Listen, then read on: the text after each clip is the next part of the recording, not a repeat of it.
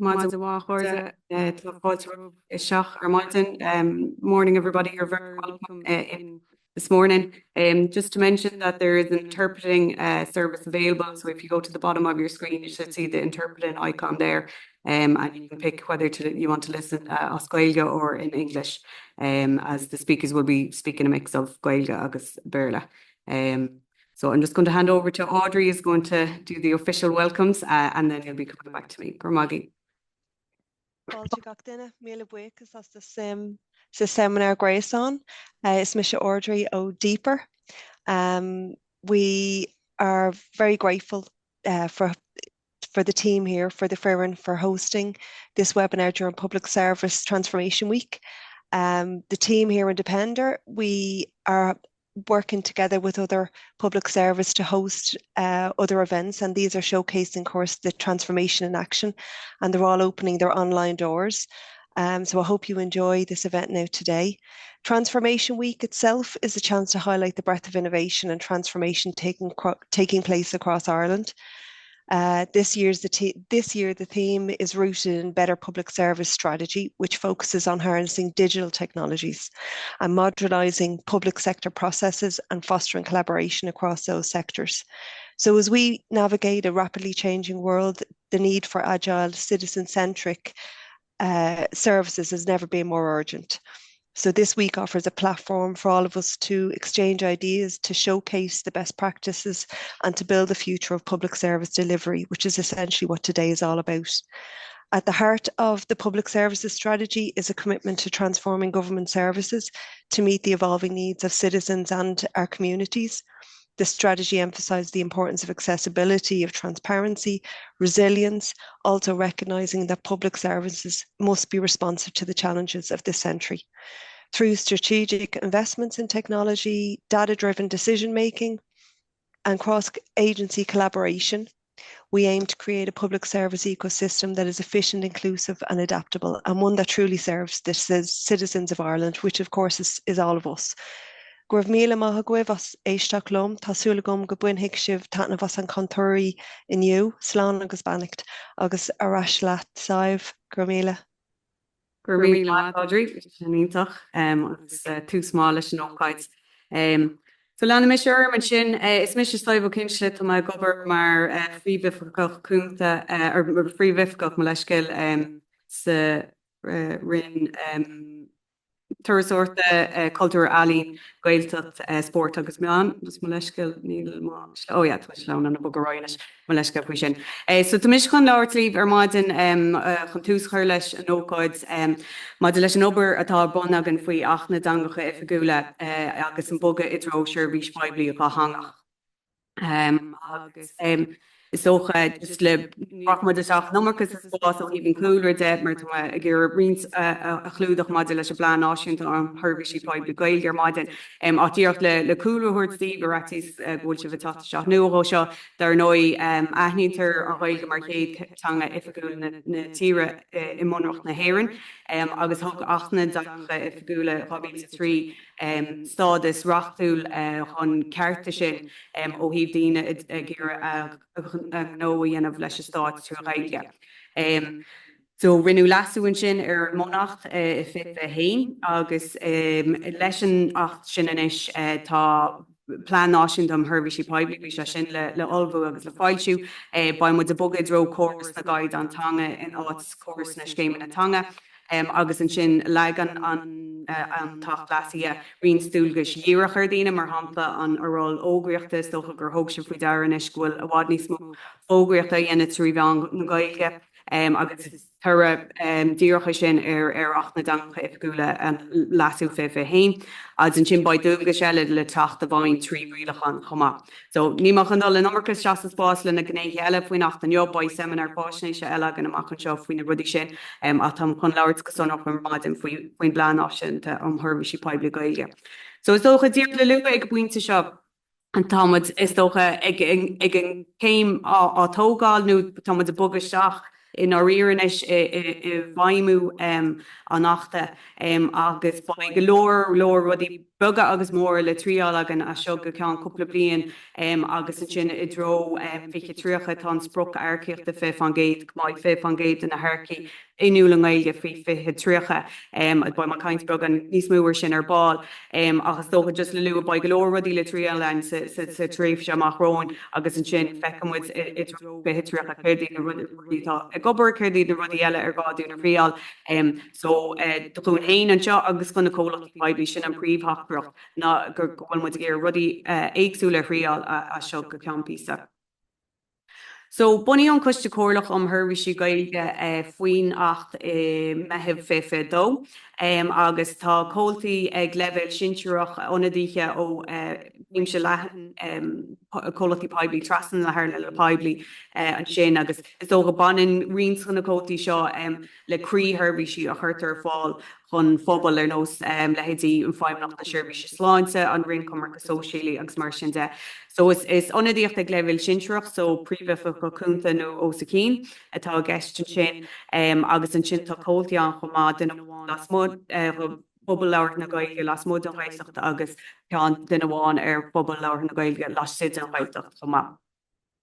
As bhí riont feimna sonracha le síos faoin 8 do I ché ceann luúin sin ná olbhú an plán náisiúnta an Seirbhíse Poiblí Gaeilge bhí rábhlíonn ag an coiste lena sin dhéana agus go bunúsach na príomhrodí a lútar leis plán náisiúnta faoin 8 ná go ranófar ar Caerdydd na Seirbhíse beidir nachhfuil agur fáil Gaeilge hána hain ar cheart a bheith agur fáil agus ar cheart ar ardú trí na Caidantanga agus gomach áidir le acu is dócha ar Seirbhíse chuirtar fáil don Gaeltachta agus so Gaeltacht chomá mar go mbeidh dátaí le socrú ina leis sin amach an seo. Agus ní bhain na Seirbhíse seo aithins ach go ndéim for strátéis sí le an síos cólachtaí Phoiblí nó bholacha cólachtaí Phoiblí bhí meach ar féidir lo sin dhéana. So is dócha go stairúil beidir le córas na Seimineátanga bhí rions plé leis rion sin an únsaná leis na Seimineátanga sinna aontu ach an sin fágu faoin na cólachtaí Phoiblí héine an sin na Seimine sin a chur an bhaim agus bhí dair gomála sin I gás le níos láirí an ar níos mú leis I gásna eile. So tá mud a bheith ról takeúil a bheith agan inis lena cólachtaí Phoiblí le strátéisí mar sin de a bhla ile ar bhaim agus méú ar na Seirbhíse Gaeilge chuirtar fáil. Fáim eile a bhí go gusteir nó atá go gusteí á córa thuirtáidir le gríon rád agus leibhéil inúlachta bhfuil fórna an Seirbhíse chur fáil agus tá tagart sonracht dinta san máscail an grat cót an tagartha orpach le tangacha nó pepper. Agus go bonus ó legan se sin si haidán idirnáisiúnta ó híh céin sort level bhfuil mu caiint faoi céird is inúlan ag an ó híh Seirbhíse Poiblí chur fáil. So dar nóimhah sé de siimplí rá gur bíadó go honúil bíadó bhín a gceist le Seirbhíse chur fáil. Ach a gás mar hapla rinn seach an hain ag leibhéil sinseúach bheith fi brana ar leibhéil si a hain scrífa agus leabhra agus an sin beidir gás an eile más ról a víns a pléile dína go príomh ó bhéil beidir gur a lór bíadó in Gaeilge leabhra agus nachhfuil an gnééis scríúirt chóá sin. So tá ba ról an gníomhach ag a guste cóirlach an sin agus baifar tuairtáid ar níthe éagsúla áú tríd na Caidantanga chomá. So bhí feimne go guiste chomá déta siad taide choimisiú rud a rinne siad chun olbhú an phlean náisiúnta agus rinne oscail na hÉireann víns taide th ceann an chuiste le sin agus leabhar mu sin an second agus is gádómh survey ar le leibhéil inúlachta trasan na Harnú le Phoiblí dhéana gach 5 bliain chomá. So rinne muid an chéad bouta sin mar chuid an taide ar rinú an phlean náisiúnta generalta agus móíochas le glóra go ar an líoch inneo is cúna dún leis a taide sin a mí bhharrta os cin 35 míle duine fostíad an stát ort is sa survey sin a mí bhharrta fi cethir. Agus an sin dar nóim blú méid go túsan sin an spruc airceochta fi fan géad agus tá sin mar aim ag a guiste chomá. So dear le bug an cooler stocha cá an stád ratha cáhfuil mit bí láthair. Thug dar nóis an déanaar fi dórín sonraí úsáideach dún do mar hampla thuairis bug nach 1.9 milliún den gur leabhar siad gailge trasna tíre agus as sin bhí bug 72 míle a leabharí go léúil agus 150 míle a leabharí go seachtainúil. Agus áirú ceis nua sa déanaor an uair sin chomá ó híh levéil cén levéil gailge tágad. So thuairis bug nach 800 míle gur leabhar siad gailge go hámha, bug nach 600 míle gur nó tríochadó fan géad gur leabhar siad go maithe agus an sin bhí bug nach le lua nach rá an gailge chomá sin agam. Agus rud eile chur mu an síán sa déanaarbh ná an graf seo, so léironn sé seo stoch an levéil ag go bhfuil na daoine céanúir siad ar a gomport go thomláin leis an teanga. Agus is fadas tá siad sin an nóir go mín siad compordach lena gailge, so sin an nóir smú a luú siad rá leabhar siad gailge go amha nó go maith. As an sin ar diimiisiad an scoilinn sin hitse sin go sáisciúpaí agus feice bhéh sin bhaid sin. So is dócha páin se sin leis an obair báis á dhéanamh aganine an airdas is féidir an dín á díocha seach an scoilnú cuineá leis an level gailge sin is fearra, so ba muide atógáil sin san áibh san obairtá ar bon agam. Ó híh an survey chumá bhí sé is tócha an survey a rinnemuid mar chuid an taide an phlean náisiúnta. Bhí rinste níos dearfií beidir ná mar cheapmuid, so ón 35 míle duine sin luad bug nach 2 fan géad ach go grá levéil gailge in úsáite ach go bláthreach is tócha, so bí adó go siadó. Agus an sin bhí bug na 30 fan géad eile a lua go rá levéil bí a héanaach, so brenach muidir na daine sin is tócha potential ach a bheith inniuúil in gailge sarhád an fi eún agus takeíocht a chur fáildómh agus so bhí sé sin andearfach agus churmud ansím sa bhéid sin. An sin beidir breanúir líon daoine a thuairis go rúsáid siad a gailge mar chuid tá ról hitse sin gomór, so bhí idir beidir 3 fan géad a luúa gur úsáid siad an gailge i gcóíú go minic in ról agus an sin hartar 9 fan géad a luúa gur siad ar níos a ríis. So tá coppla rud an sin is dócha mar chuid haide chomá léirú nach rá mór an tafadach chuine le daine an bhaid siad a seach le gailge go háirid do mar gur siad róú mar tháinig siad a seach isrá nach ra ahananta gur gailge acab. So tá golóradí go féidir lena dhéanamh timpplair sin hí bailúchan sunraí agus mar sin de agus an sin gné eile ná chofad agus is féidir ar hagan daine seach iad a chur seach sa ról is éanní den na skillin na teanga. So má tá duine level anhá gailge beidir gur feardúil seach i ról go bhfuil de pléile se teanga sách minic más féidir a churba. So ba mu de breanúir golóir sin na berta bhaid ar bon aganine. Rud eile thbheith simú agus dearfaúine agur léir 5 fan géad go mar simach go chur an an ileachtatanga, so bhí sé sin an dearfach as baimid géar breanúir sin. Agus an sin lua beidir 5 fan géad go siad a gobartú réilge hana héanú go mar simach go dul i gobartú réilge láthreach agus bhí an sim sa bhéid gur lua os cin tucha 3 míle duine 3 fan géad me leiscéil go mar simach go dul gobar trúréilge le breis eúna agus takeíochta. So tá sé sin le an dearfach an obair atá bon aganine agus ba mu a géar breanúir sin híh cechaí ar féidir takeú lena seo a bhfuil a géar chuirlen in ileachtatanga agus mar sin de.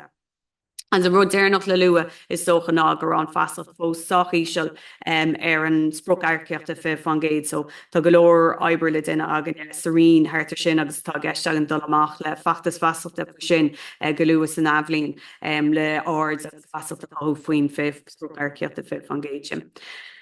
So socha tóga lei sin go léir snámh rinú an plán náisiúnta an Seirbhíse Poiblí gailge áilsiú an sin le caiicí sin ús agus tá sé sin i ddíironn sé sin ar tá 5 mór héime strátéiseach ahananta trí sin agus dóchad se an múla seo a tacht le múlaí eile i bolasiche a chóir tras na rialtas ar nós Seirbhíse Poiblí níos fearr an strátéis anúcha Seirbhíse. So ba mu de breanú trí seo ba tonsca lethna agus neartú struchtúr ratha an Báid a díú is tócha sonrach sa láthair Seirbhíse Poiblí Dhátheangach, gnéithe technoliaachta agus ba ón ó Dráinan agus Tomás Siach an láirbhí cuasa technoliaachta ballbog, agus ar nóíonn sin eúns agus arceocht agus bailúchan sonraí. So is plan strátéiseach é seo ar 6 blianas dús go fiche tríocha agus mar luúméid le gomáfuí cúig mhórthaí is strátéiseach bunaí ar an taide agus tá se rinnemuid na sleán an seo ar Seirbhís a tá se fáilte ar hí grééis an na rinne chomá. Tá gceist taú leis a bláin seo le rá phlean gníomhaíochta 3 bliana, so is tócha mar luúméid sin ba glór rudí beag le tríoláin a seo go can 3 bliana agus ba mud géar an spáthirtó sin sa chéad phlean gníomhaíochta agus an sin agus mud bogaráin sin beidir go dar phlean gníomhaíochta ba mud ná rá seo níad na rudí a d'oibre seo ag na rudí ná oibre as ba mud beidir lethnú amach dhéanamh na rudí d'oibre in sin. So tá gceist an chéad phlean gníomhaíochta sin áiltiú sa cúpla mí amach rónta obair idir lábhar chuní sin nach chuir dola chéile hána hain. Agus leag for amach lena plán gníomhaíocht sin bearta sonracha chun na cuspóirí strátéiseacha a lútar sa bláin san ól phlean náisiúnta a bhaintach.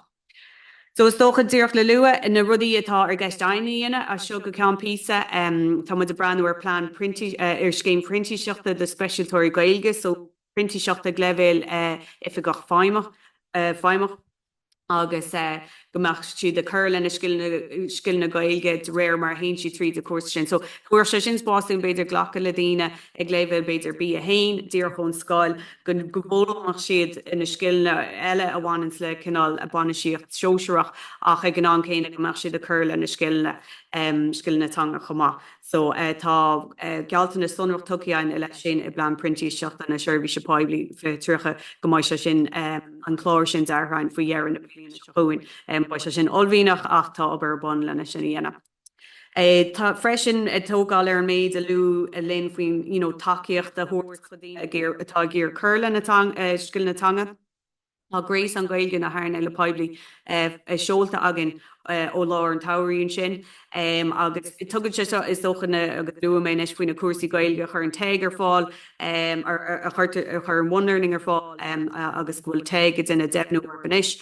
Tá méadú as cumsíomh takearb sin ó airach dóga airach trí tá méadú fétrí chu géad ach ar líon na tá tuairt bí na cuasaí sin. A cean an eisiolalas is mú bhórmid ó na cuasaí sin ná gradína I ggéar deisna eile bhí sé tá an Gaeilge ólam leis an seomranga ach go siad ggéar deisna eile sóisialta a bheith acab an Teanga a chhlaachta agus úsáid.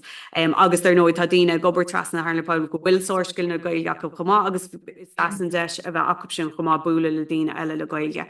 So tá an grééis an Gaeilge na Harla Poiblí buíonis agus is féidir tuile ólas áil faoi sin ar an Seirbh idirlín acab agus ar na meán hóisialta chomá. As an sin tamid a breanúir commórta speisialtóirí ar nós an cumarsáid ag leibhéil ordaithe go feimimechan Gaeilge a breanúir na dúilge séagsúla atá tacht faoin acht chomá. Uppla rodile tamid a ggéir tarint níos mú agus taú ar Oifig dangacha ifigúlas nachtanis tá ifigach sinseach le cepa Gaeltachta Caerdydd chun críocha nachta so ba mud a ggéir tógáil ar an mheicníoch sin agus bhain mud an úsáid as a mheicníoch sin ar bhí mud an taideach an phlean náisiúnta agus ba mud a ggéir é sin an áidirú amach Roinn. Ba mud a breanúir grúpa oibre technú le bhhanú hartarnaíe technú agus an sin le méid go le gceist an dul amach le fachtas fasa le mórs ná ráithe hain chuig dar nóid mu den an seimineár faisnéise agus ba gceist an seimineár faisnéise eile reáchtáil agan an plan gníomhaíocht amach agus mar sin de agus scréile eile den nach chomá. Tá mu brenn chomá ar na cuasaí tríú leibhéil a chuirtar fáil tríú Gaeilge agus máidúil Gaeilge agus mar sin de an ordscoil na Gaeilge agusáthair I duineh ahrenú ar an sin láthair le cínta bhfuil sé tacht lena riachta na Stein na Phoiblí seo in éireann agus ba mud a breanú chomá ar deisna tríomhsí taithí oibre agus internachta Herbert chomá. So díocht le críochnú sús is tócha céir is féidir líomh sé dhéanamh sna cólachtaí Phoiblí gur nóid an plán náisiúnta a léomh mar céad céim cíntu bhfuil ifigach na dangacha ifigúla ceapa agah chomá Gaeltachta Caerdydd. Branwer chuirsaí eilún agus úsáilins, cínú bhfuil ar fáil agus éon wachanna tá an chu eilins bhilgeáil Branwer sin a háú is dócha agus poibliíocht a thuair an grééis an gaige agus barta eile takeíochta áú mar Circle Córa, café agus mar sin. So really Branwer an bailach mar hamplas Taide lú gur ar meán bhí hartar seachtú hain fan géad chun tú poiblií a chur cuasaí gaige ar fáil ach bhíráach hartar cear fan géad chun busí apát sna cuasaí sin. So déise sin hálú ar fáin éagsúla an bháin nachhfuil daoine ar an ólas scóil cuasaí gaige ar fáil. So tá glóir oibre gur féidir líana sa spás sin. Is féidir ó híb cuasaí airceachta chumá Branwer chuidir den conairí antrála agus bhfuil éonra gur féidir agus daoine tata seach mar hampla internacht in mar sin bhfuil éon bhealach gur féidir méidir seo gailganú mar sin a churlób sin. Agus Branwer airceach réimh gníomh rialta dhéanamh háirs na Gaeltachta agus an báin asas mar hampla radioú na Gaeltachta inistitá ag in fógraíochta agus mar sin de bhfuil éon bhealach eile gur féidir fógraíocht dhéanamh agus bheith sin. Agus an sin Branwer na ról, so is dócha tá muid a géimeacht agus bríomhthachtar an seo ag bhfuil muid a géimeacht ón ról duine burt ahananta le Gaeilge is dócha éon ról a bhín réile se bobbal go háirithe ní cíns na Gaeltachtaí agus átainna eile bhfuil pobal láthar Gaeilge an láidir bhfuil muid ag Branwer na ról sin, so línta cabhracha córa feimina córa agus mar sin de bhfuil daoine an le Gaeilge le na Seirbhíse sin a chur fáil. Agus is dócha nuair tá Seirbhíse nó scéimna nua a dhearra gnim for béim a chur ar chur chun cín an hangachas agus mar sin de agus luúmin sin cuasaí technoliaachta is dó nuair hainse bhamach golóir chanámanis nuair intar ferbertí technoliaachta teint siad amach ar thairiscint agus is 340 in sna rudí dhearra, so mas féidir gné riochta nach neadú isteach mar chuid an fróisis sa láthair áireach se sin. Lú mé bailí fan ólas agus is dócha just an rud is ofin na únaireachta lacha ag leibhéil airne argrachtún ó híb chur bhaim an achta agus chur bhaim an náisiúnta agus mar lúméid sin béimar rudí rial agus trochtar Robert. So sin ansciúpaí tríd weimse baimmuid in a seimineár faisnéise eile amachchan se sa baifar a dagháilíh faoi sin an antrá achtar nó idir dálín má bhí cheisneagah tá ar seo a rifost sin as is féidir tagháil a dhéine linn. So gur míle magaí agus tugma curga pádi tachta seach pádiú le Oifig an Comhairle Teanga inis míle buchas.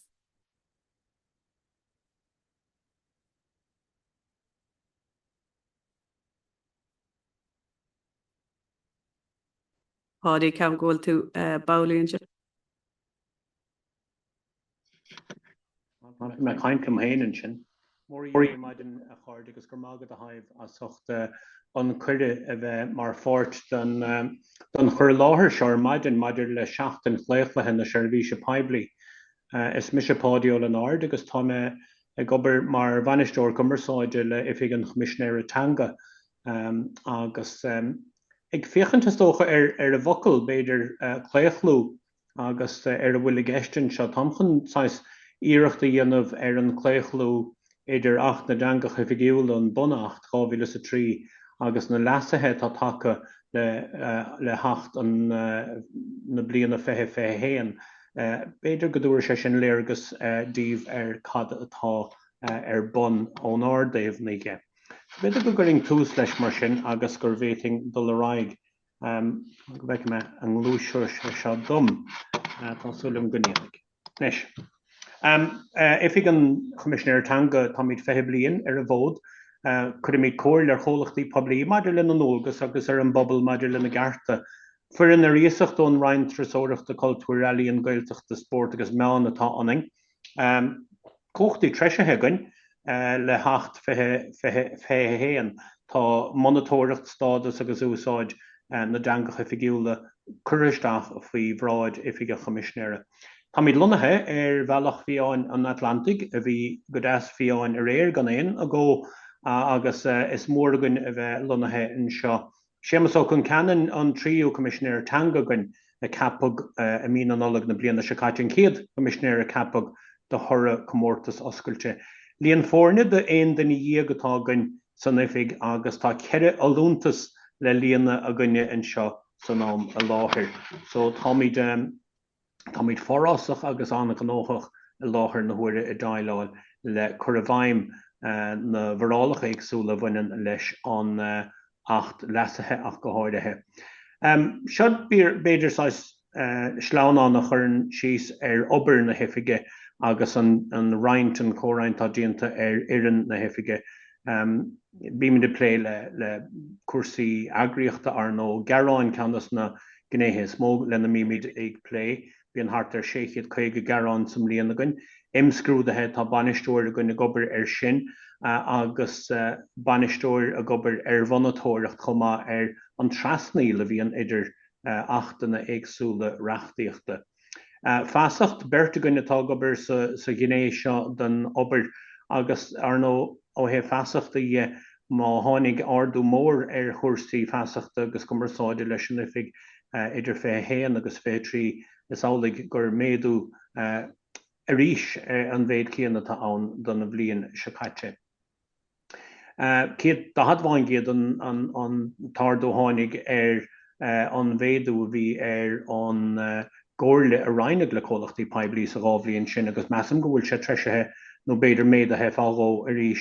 Cochtaí breise a luá mé ó chéanamh san Comhairle Teanga maidir le túrascálacha breise agus monatóireacht dhéanamh beag túrascáil chur a gásá ailsiú ag an Comhairle nó á chur faoi bhráid an aire maidir le hobair an chuiste chóirlig lena raibh saibh a pléint nó chéanamh.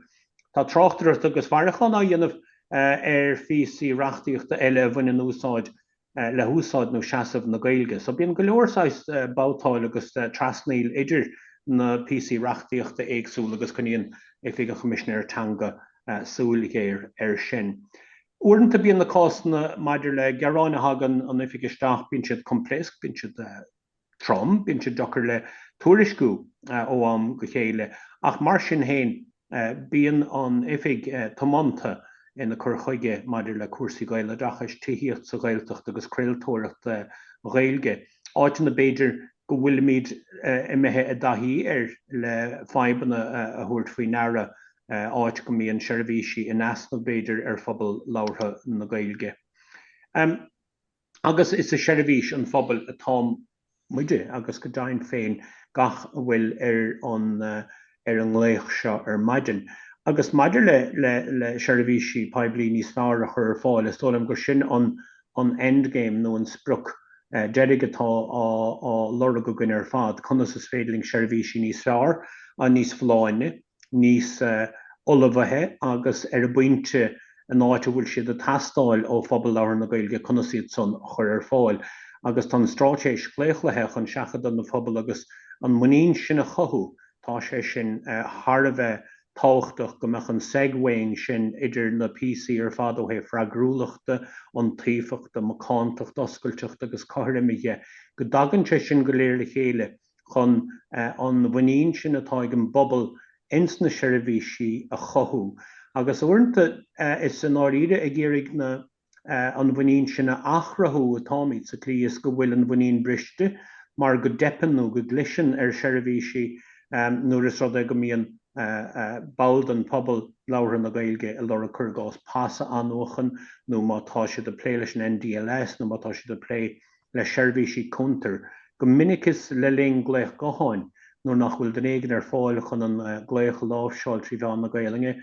Is an son go minic a hepan ar an levéil Seirbhíse. So is a cothú agus beidir a crothú muíine a táid. Loig Simon san á chéanamh an cuntas á Comhairle Phoiblí ceathar agus ceathar bí agus gur go fáim dus na forrálacha sin na mí mórta na bliana na Seachadadh cóilta fórne eile cheappa an manistíochtaín seach an muirseach a dhéanamh ar aimíocht agus ar thuairisciú aibleáidí faoi na heachtainna. Is rud é sin lena bhfuil míad a plé go minic le láthar na huaire mar Tagan go leor Comhairle Phoiblí chuine chur ceistring, well, cad atá le tuairisciú gan, cad is córding a bheith tuairisciú, agus táid a roinnt go leor sanolalas nó go leor ólas leo maidir leis na dulgas agus cad is córdóibh a bheith ag tuairisciú ag deireadh na bliana den phríomhhaimimeach chun gur féidir leis an bríomhaimeach a chuimrí íanamh ina dúrascáil nó sna tuarascáil a chu bblion túla. Bhí mulle anna chéalmhar I cheapamar ag an Roinn maidir le crothú seola riamhphoist timnathe de aimimúil do de aimíocht ach na deangacha figiúla agus sin ATO ach teangacha figiúla ag anima cholacht de Phoiblí mar atá I gás na rinne seine TCA GSM .gov.ie agus aibríonn sé sin sa tlís gur féidirling ar fad sais teachtar na daoine na pointí teaghála ins na háite na carta ag an am is fearr atá siad a teastáil. Na caiideáin agus tá ásairm a chluisteáil ó thaobh go meisiad á dúirt chun cín beidir sa chéad ráthe den bhliaad chuin agus ná ide tá siad a teastáil go dóite mar an óin go raibh scéimena ag beidir leadas na cólachtaí Phoiblí ar fad atá sa tír. Bhí go leorcha brach le coníalacha agus bhí na coníalacha a chur bach ar tholáthar na Seirbhíse dá bhar. Measan Oifig an Choimisinéara Teanga gur le town caiideáin Teanga altanéideag ag gur for feabhas go mór ar an soláthar ar Seirbhíse agus measamíad chomáile sin go dúrise sais agach beidir do chólachtaí Phoiblí a bheith an dolamón na strátéisí éagsúla agus na Gaeltachta séagsúla tá timnathe in san phlean náisiúnta beidir a chur chun cín le gur féidir na bearnaí atá go faoinara sa phlean náisiúnta a líana leis Seirbhíse ciallmhara agus Seirbhíse stuama agus maithe áite bhfuil siad a teastáil. Ar nó began tríomhí sin ag chólachtaí Phoiblí le ionarmhálaí dhéanamh agus beidir ní díolóine ach beidir le teachtar ar chomhdhéile nuair ar chomhthrú maidir leis na Seirbhíse a bheith á chur ar fáil. Le bhéal iniuachta ar nó tá na cheist seo íogair ní léon doubt faoi sin ach ag an am géana measam gur cóir do daoine bheith ardach agus ordalach. An áíre níl wein gomach eiste nó ceacht gramadaí ar chumas an té tá tamáint an bos cethir dó cethir ó Gaillimh go dtíon spedéal. Chomáile sin níl le héad de cháilíocht a teastáil don taobh ag a gobar taobhhir den chuntar ina Oifig an Phoist agus ar lá mar seo níl le héad sin a teastáil wing ón té atá ag drapasos na postaíonn seo na cualaí ag éire electrachas a thuirte reis dóibh san atá Choimisinéara. Tá mí de lorg daoine atá ná dailá leis an bobbal sa gnáithlaí agus gur féidir le gnó na Seirbhíse sin a chur grí ingailge a ní gá mar a deirm gomach eiste i gceist. Agus bhí sé mar ábhar ó gcuigeanáirí dúin ar fad na ribh thugus cuairt ar chur a láthair a bhí leis an Roinn Caiteachais Phoiblí caiicií agus le 7,000 fostaí chur 300 duine a lámh an áde sa rion a dúirt bhil tá iad na nánabar na hifiid na rinne seo dhéanamh tríomháin na Gaeilge. Agus bíoch nach bhfuil an son ach beidir 5 bháin géad de líon fostathe na rinne áirithe sin is tús maithe ann le gur féidir tógannta ar an bhéad atá á dhéanamhacha. Fógraíocht, well, Luig Simon ógricht chum agus stólim beidir go bhfuil sé seachta go faoinara I gacha aon duine atá ag cónaíonú chur fuatha ar a leán na hÉireann. Is foráil I seo beidir is mó atá mbeithe gcionn ar a bobbal dar linne sa tlí is gur cuma cén ardán nó cén conas a ein tú de chuid ólais nó de chuid cén clí go míonn tú a dailá leis na meáin bíoh sé ar na meáin ó síalta nó bíoh sé ar radio nó ar podcréalta nó ar an delafís. Tá an ógricht an Gaeilge tá sé imthe gcionn go mór ar a chuoine agus an dúlgus sin ar chólachtaí Phoiblí feitheamháin géad agad fógraíochtaí ana bh Gaeilge ceannas gach cuaig agus is tólim go bhfuil sé sin tréis normalú nó iireachta dhéanamh nó chur leis an iireacht an tíireacht sin an Gaeilge an normalú sa Seirbhíse Poiblí. Chomáile sin tá sé go madas na cólachtaí atá ag saothú na meáin atá ag saothú tríomháin na Gaeilge chuide chu nach meach i ddídal mórán airgid ón stát chuní de chothú, níos tá beidir strahanna income nua a chrathú dóibh a beidir a churig lena nin bhuanahocht amachchan seo. Agus chomáile sin tá cur gomór leis curtha gomór leis an líon atá ann inis. Neadar an féidir le mé seo thuspáint agus go méid an ceol nó an uimle clostáil ann ach sér sound cruime anna agus se sampla má dar linne do ógra a duineach tríomhán na Gaeilge. Má rinneach cur a cuine, is féidir leat a bhraca bhfuil tú fógathe sa dorchadas. Tá sé tábhachtach a hiiscint go bhfuil cabhar ar fáildeit. Ar victimscharter.ie, chuirtar ólas ar fáildeit ar Seirbhíse Aistriúcháin ar na cearta atá agat agus ar an tacaíocht atá ag teastáiliúid. Tá cearta agat, tá tacaíocht agat, tá go agat. Faid a cuidse i gart na níospartach. Ar na cur ar fáildeit ag rialtas na hÉireann. Ulam gur fógra anna atá san sampla anna de chuirsaí chrothaíocht an áiríre, ní a bhéon gá le heistóirí le Gaeilge, mar go raibh an teilegan ar na focail agus ar a bhoclóirí ag súil go raibh sé déanamh na Héibre chomá leis an glór.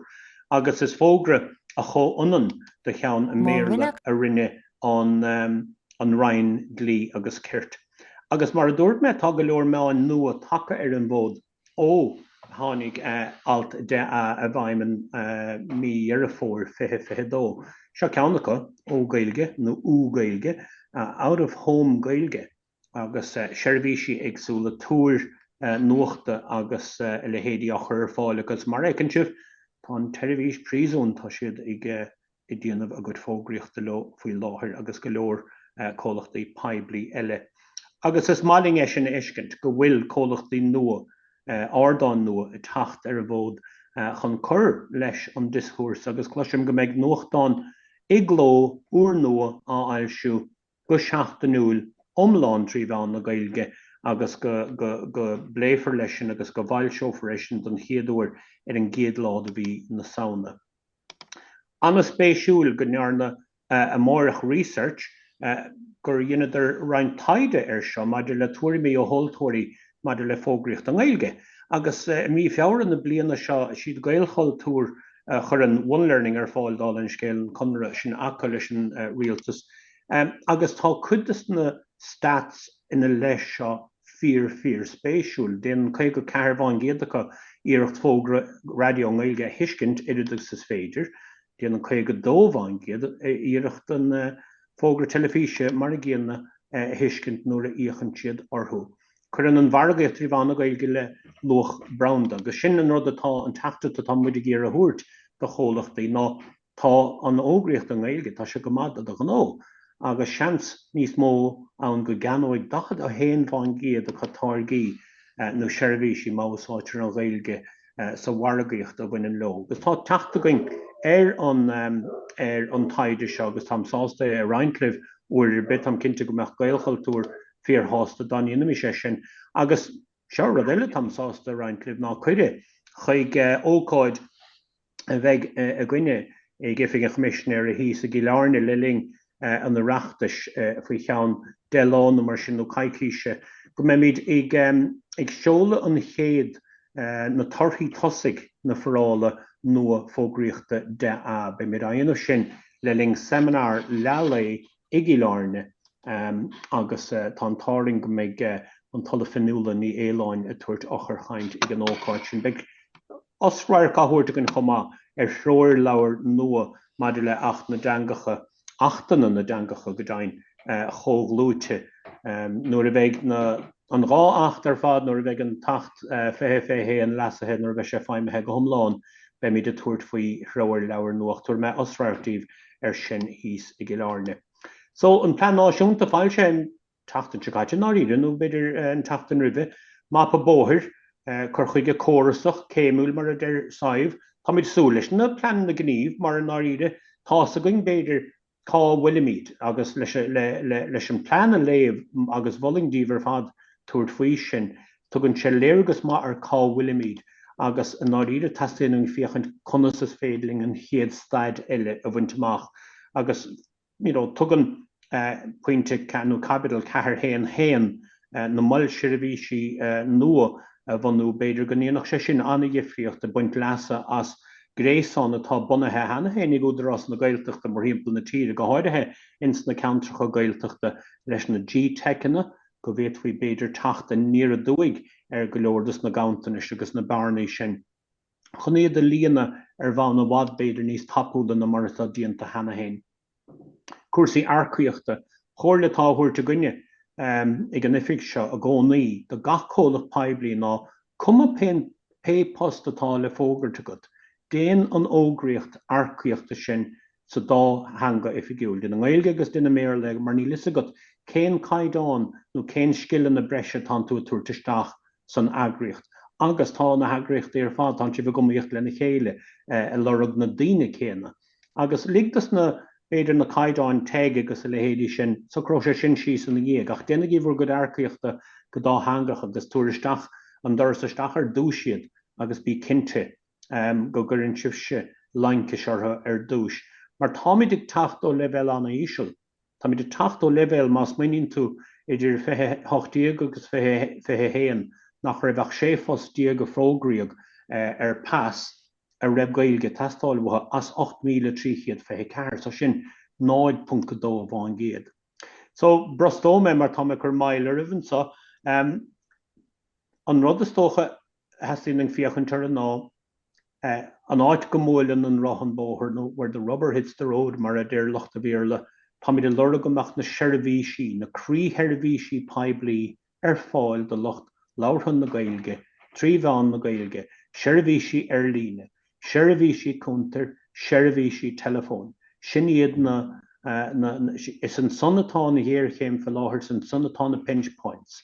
Agus líonn sé sin le cíal, agus líonn sé chomáile sin le mianta deeper an Roinn Caiteachais Phoiblí agus Athchóirithe leis an spruch go mach nócha bháin géad a Seirbhíse á Seachadadh nó á Seachadadh ar líne faoin bliain 23.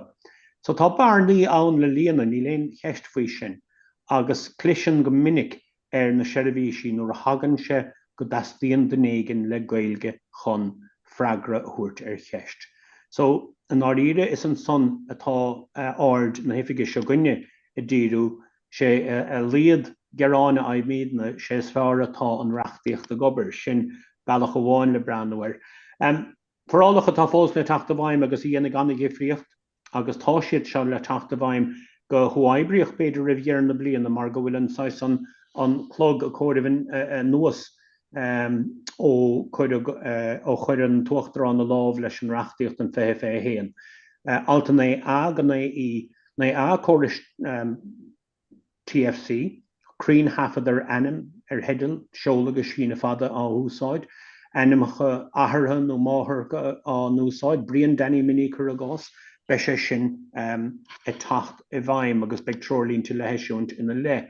Na bí anna háchtach firmcha figiúla bog crua nó idir gníomhach go meach siad san ar fáil Údarás áitiúla an Roinn Cumarcha Sóisialaí solim ggóil fé sé nó trucha scéim agsúil á aimú go son agus go míon cápéisiacht agus firmcha figiúla á lua leor fad.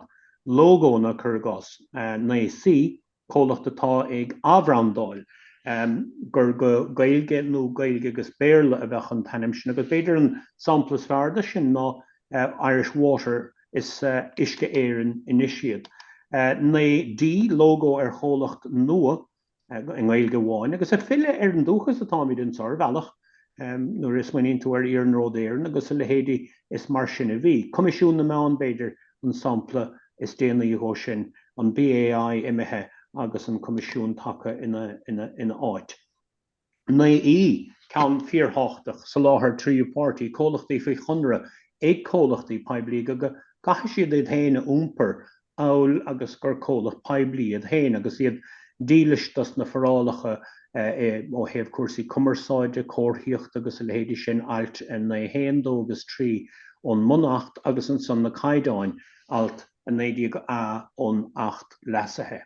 So be sé sin fíorthachtach nuair hagann sé sin a bhaim. Sin é mo chudsa agus tá fíormhaíochtaí bheith socht chur suaslam agus éisteachlam agus sin an clí le tacht ar inne má bhí an ceistir be be me fannacht línan seo go dtíon deire mata ceistena le tacht. Gur mí mat body just an Herbal Simmer. Nis tú rins omláúair chuig san na pointí luú mar sérbáil so buchas lei sin.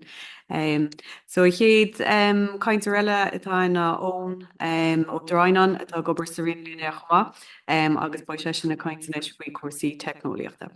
Gur míle. Hello, Deribar fad maidin, tá sé na bhaidin fós réigen agus míle buchas le hóleacaithe deagra an ócáid seánne agus ascuir a thuirt chum láirt. Mi sé ó an Ódráinan príomhheifigach sa Roinn Caiteachais Cultúr Alíonn Gaeltachta sport agus meán. Agus tagan an réimse digaiteach agus bharbertí sa réimse digaiteach faoi mo thuairimsa mar chuid de chuid ebre in san Roinn. Agus tá sé gceiste go spléocha an go thuirt hínéon ó den Albert tarsúlagan tá rudí ilignéithecha siúlagan sa réimse seo ach cealáma díróme hárod go príomha. An chéad cheantíobh sin is sé tionscadal a bhfuil mu ag taú leis dar bannam ístóir. Seans go bhfuil riontágaí an nólas faoi ístóir hana hain, ach beidir go bhfuil carhain na fós nach bhfuil agus beidir go bhéiteach mu chipse a háiriteisteach in san obairtá i gceist agus riontáchacha áil ina le. Tá ístóir go reáchtáil ag anad taide adapt is anad. Mu leis go bhfuil tú ag rionsais leann an sin. Tá. I need to sús beidir bhí cín páidí postcrochtas at siad móta leis beidir Comhairle Caerdydd. As mé rístin sin. Nis siad leis go.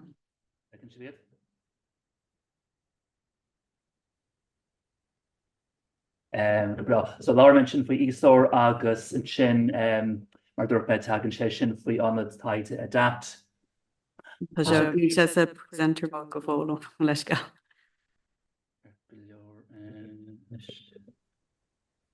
In cheartanis Yep, ní an Zoom Teams is móvins úsá dagan ach go bra so táid ag an léirscáin sin agus fecinship anad adapt agus an taide a hagans faoi SFI nó fondar atólacht éan tá gestin sin agus a riontáil scolaí haar timppel an stáit rangpáirrtaán fecinship iad lechaíachchan sin agus cho ardú ag odscoil chair blach lia agus ag choláiste na tríóide agus os cín tríchéad taidúir fad a gobar in sin. Nis is tionscadal náisiúnta ístóir agus chuirann séir chumas daonatá gobar sa Seirbhíse Poiblí, Sonraí Teanga ó bhhailú agus iad a thóraint rí ardán tomlaichin ardán faoi le líne. Agus deire hir seoltar na sonraí seo chuig an Gomisiún Eorpach agus diontar sin wathe le tréáil be sin aistriúáin agus sin go sin haar bheith ábhartha go obair an riarcháin Phoiblí mar agus muid balbeag agus mar deirm anad adapt go riara na haibre.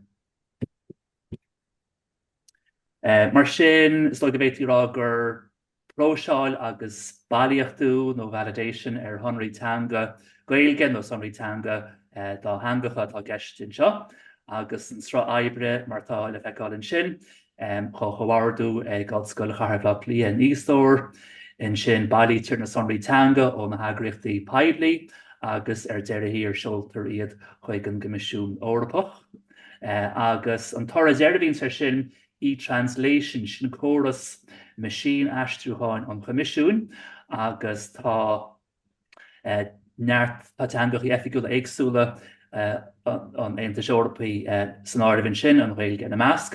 Agriochtaí teo riad na sampla beag na agriochtaí tá i cabhrú leis an obair ístóir riontíobh le feicáilinn sin mar hampla an Chartla Náisiúnta an riontíí is ceirt a tá scata mór eile sin díad a sampla díobh in sin. Formáidí lorgaítear nó a bhhailítear faoin ggóras seo. Well is féidir gná chopéisi na feimhláir a míon muid ag pléile go léithúil in Oifig le héadí Word, Excel, PDF view. An ceann is fearr ar fad má tá teacht ag daoine TMX is cóid dáthangacha iad sin sibsiúil chur amach agaí bhagarí aistriúcháin nós tradas is féidir cóid dáthangacha asfar nó cheol amach as na riomhláir sin agus tugtar cód TMX léidí sin ar máid idéalach mas féidir teacht sin.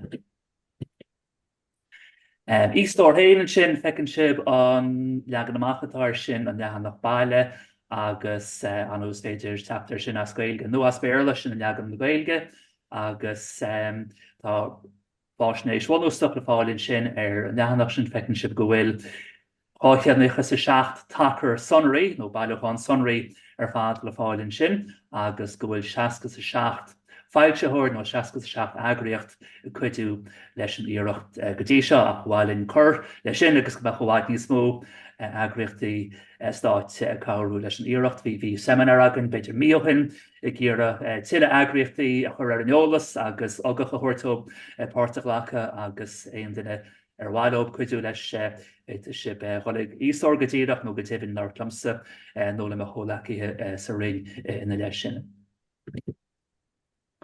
Na tardaí nó na buntáistíúhains le páirteach an ístór well deir hir sílim go mé fás teacht de réir chéile Seirbhíse aistriúcháin in Éireann agus in Eorop be cóid TMX nó cóid dáthangacha le fáil ón táirseach seo héin.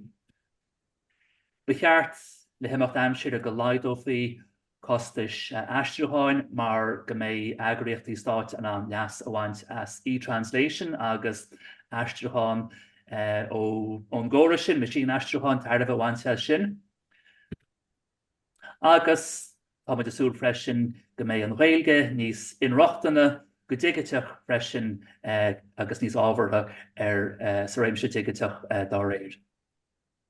Agus is dóigh a ggó réir leis an treoir maidir a sonraí oscailte gomach tacair luachhar a sonraí há ggóirint sa Seirbhís Phoiblí fré chéile lena na úsáid. Agus go bhforbra faoi go réidir chéile stóras sonraí teanga a bheitcha méadú ó bhbliain go bliain de réir mar a bheith agriochtaí ag an chur isteachán. Ístór well tá sé fáil is tíar an aisce le haid agriochtaí stáit, le haid fintar bheaga agus bheanmhéide le haid siaraisteóirí, mar sin neartdaoine tá a gobar in san Seirbhís Phoiblí nó i rimeadh an Seirbhís Phoiblí nó a chuidú leis an Seirbhís Phoiblí tá siad a dédal chlárú le e-translation. Agus tá ráhangas tríocha le fáilinn sin ní bháin na fichiceair teanga effigiúla ach tá scata teangacha eile sínis, seapánis, ucránis agus rionteile ar fáil freisin in san ggóra seo. Is ardán slán atá gceist agus bíon do chuntas héin agat agus freisin is féidir úsáid a bhainteas mar bhreiseán nó mar plugin le haid WordPress de maitha pléile suíomhaí gréasáin nach rathú ar a ggóra sin agus chumach chéanna ar bhagarí aistriúcháin ar nós tradas memaciú agus é sin. Agus tá se le fáil siar an aisce freisin mar gur tionsc de lé ar wathe leis a bobbal faoi scá an Choimisiún Eorpaí. Agus sin díra cóidan e-translation an leathannach baile in sin anú an cóidan le fáil as Gaeilge agus insna teangachaí effigiúla eile agus sin díra an chéad leathannach in sin agus is bhhailtaí chuil póirseáil agus féchant an bhéiteach sibéin tarbh óhainteas. In sin má chláirinn tú le e-translation agus má hasíonn tú á úsáid in sin tucha tú chuig leathannach mar seo agus is féidir in sin cód omlán mar hampla Word nó Excel nó PowerPoint go dtíhann chuir isteach an seo. nó tá tábhail in sin mar bhfuil agadach gitatext nó paragraph nó abert is féidir díreach an abert sin aistriú an héin gan baca le cód omlán agus in sin is féidir na teangacha a ranú an bhain teanga mar hamplann Sean Béarla go Gaeilge tá rannaí agam an réimse is féidir an fearan nó an réimse aránú sé sin teags generalta nó is féidir teags níos technúla agus chuidir sé asfar nó an taisteáin an airúnt don na cineáteags atá gceist. Is féidir freisin sonraíine an gginál asfar bhhaile sé sin chuir gás má tá cód Word agat agus go gur a cód Word in san spriochanga is féidir le sin honrú an tús faoi formáid an asfar in sin. nó is féidir cód technúla, cód TMX a bheith an airúnt le haid bogarí astruúáin is féidir an tascar aáil in sin sa bhformáid sin freisin. Mar sin tá sé hard bheith úsáide go gunnar bheith tá lé leis an dáthanga effigiúil agan hain, nó go dtíhann má tá teangacha eile agat agus mín tú plélób agus a ggéar a cápéisí albhú ins na teangacha sin tá fáil e-translation freisin. Tans go leile díanach luame an sin agus mé chríochtnú suasúil mu a gobar le tamil is se an chóthúlaíocht an technoliaachtaí Teanga nó Alliance for Language Technologies nó alt éidic an tacran am úsáitir sin. Seo agraíocht idirnáisiúnta atá bunaithe tíreach am líana agus go dtéhann tá struchtúr na hagraíochta gur ar bun fós hain. Agus seo na tíortha atá páirrtaáin na measc an Aontais Eorpaín sin, fecinn sibh na tíortha bhfuil dá glas storachorb sin na báil omlána in sin agus tá 7 máil 10 ar fátíobh sin. Gceist agus an sin tá scata tíortha eile freisin atá ina mreathnóirí agus nach báil omlána fóstaíad ach beidir go méid siad i teachtaisteach mar bháil omlána amachchan seo. Thosamuide ar seo i dús na bliana bhí siad am éon tír déag an málstáit ag an tús mu tain an seánéiring ina measc. Agus tá scata tíortha teachtaisteach de réir a chéile ón am sin i le. Agus Stoi príomhhospóirí na hagraíochta seo well éagsúlacht Teanga agus cultúrtha a chuomh nó san Eorp agus tá ard faoi lealatóirt ar chás na deangachaí neamhar lehanana nó atá bheith an acúnaí agus is dói go an réalgas a gata gur sin agus tá dansásta go an réalgas náirdh ón tús in sin. Bar fás agus ceanaireachta bheith ag an Eorpéin sa technoliaocht agus é sin nach an cín. Agus daling le dúchláin amhainins le mórtholacha Teanga nó LLMs ó thugtar arab agus gannn for forbert ar sin go réidir chéile. Stoi go bhétí mai an siimplú an mhór ar goncheap beidir go bhétí smaoinú ar fad ólach ar ChatGPT agus na hine eile sin tá takeíoch an cín ar bhain tráchtála ach seo íireacht an Eorpéin gomach córas éilignéithach agus téagartha láidir Eorpach agus ar wathe le pobl na Eorpa arbeirt freisin agus tócha sé tamil ar teacht i gríoch go thomláin be blian na hóán sal méid tarthaí na haibhre se le feicáil ach sílam gur fiú go mór tuair faoi agus tá gobar mar dúirt be tamil takeíocht ó ggóileachtaithe an Údarás na Gaeltachta freisin agus ó anad adapt i cútúlinn in snubber se agus tá fíorhuaocha as sin. Agus tá siad gréáin déadach arbeirt faoi láthir agus mátá se fistra faoi bei si an antágadtí alt-edic.eu agus tuile a léamh faoi sin. Mar sin siad an ghfuil mo dáma caite agus fácha me mar sinne agus brasásta ceistenaí ar agart ag déile an teisisin. Gur mí mágu. Gur mí máán, tu sin ionta simú. So tá Tomás Síocháin linn inis chumá ó Údarás na Gaeltachta chun láirtear chuid gona ferbertí technoliaachta eile sin a lua ó dro deire ó híomh cuasaí AI agus mar sin de. So ón beidir gur gád is stoppachair leis an riint agus an sin ba Tomás an a chuid sa riint. Mí bhaichas.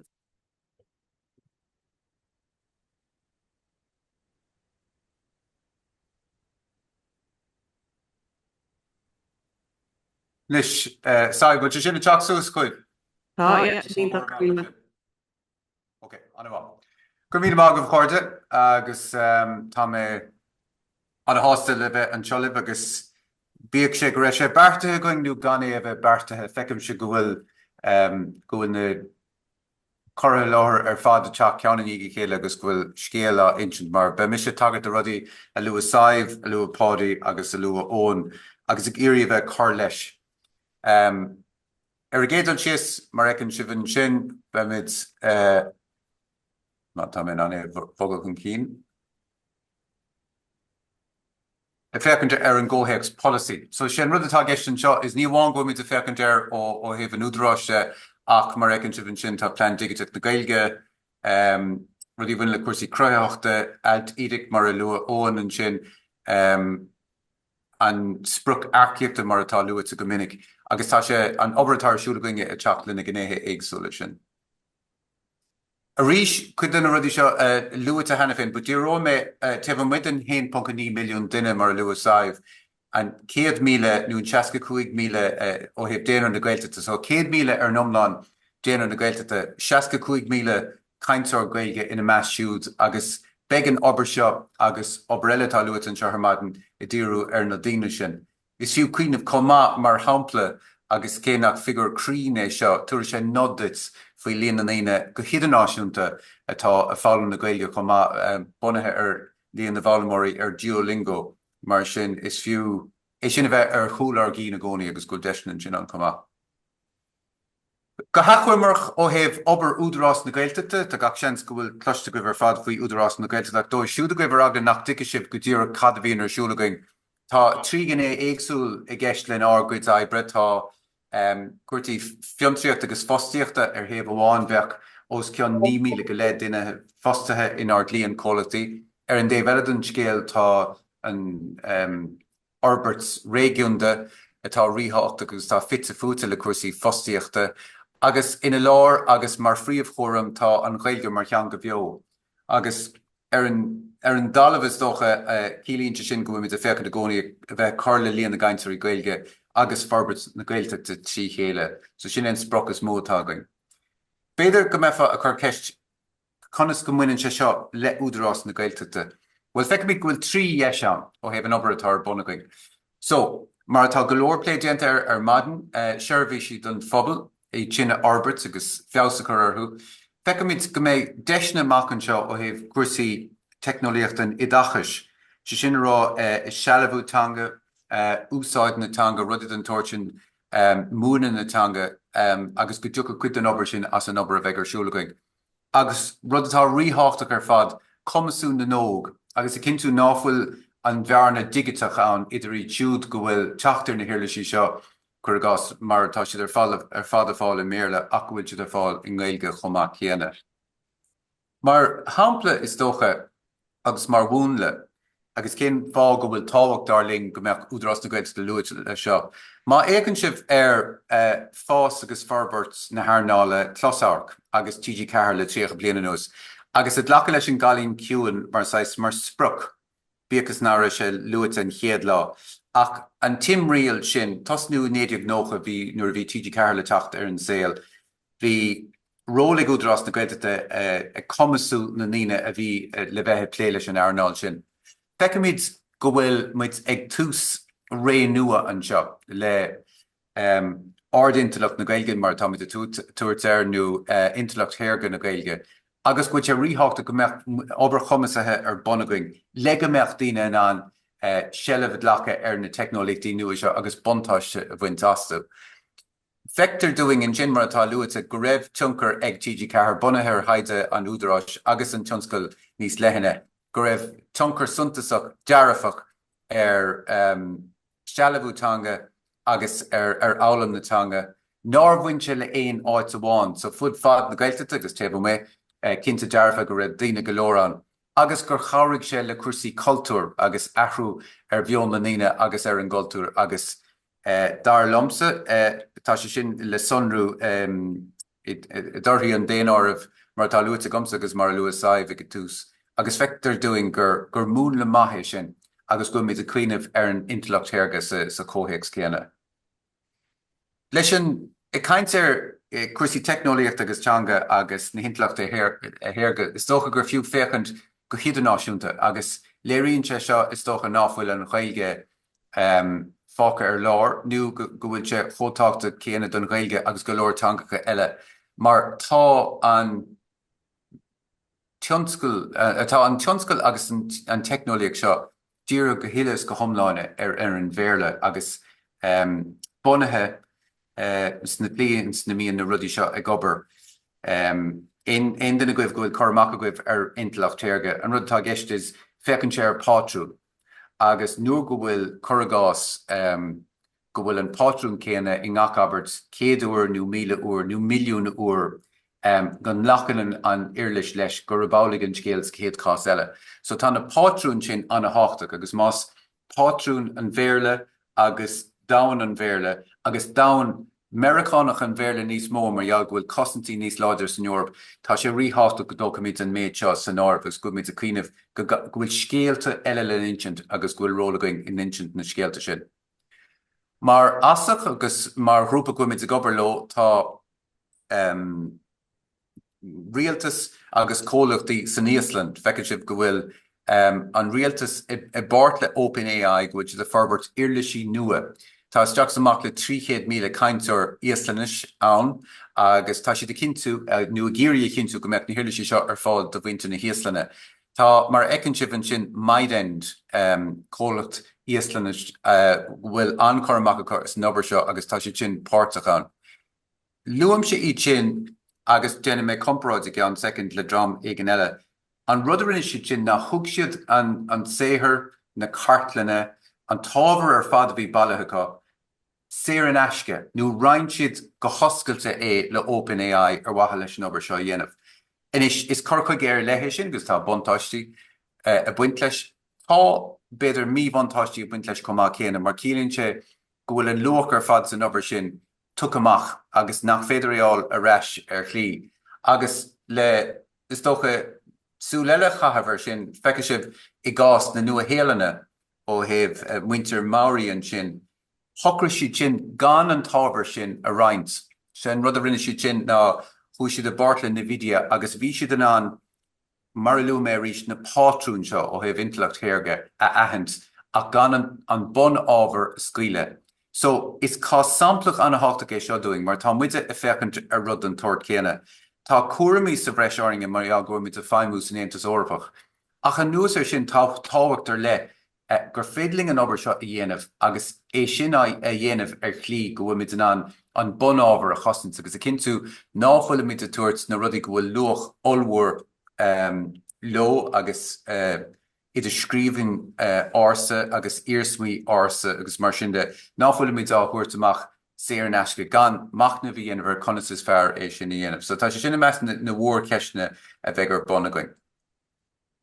So is tócha is cóhéic san méid sin go dtí seo, agus an rudí dhéanamh na déanamh písa cainte mar a hagar ón an sin dó faoi mar táid a tuairt ar ardinteach na Gaeilge nó AI na Gaeilge. Cadtá gceist leis cinsáis tágréis seo agus céad na rudí gur go bhfuil muid a súil lo a seogadh bliana. So an spruchatá going ná sintéis cainte I do rá canúna faoi dhearna bliana fiche sé. Agus sin an spruchatá going agus chuige sin táid tréis tú sa chuir le cúpla céim, but déanamh chuir síos ar na céim na éagsúla. Legann sé seo amach agus rinne mar nobair seo a ritheantáraigh le cólacht ar bhealm EY agus iad mar hen chóirlóirí going agus muid a fécintar cad is féidir a dhéanamh faoi láthair agus céáit na bhfuil muid a dul.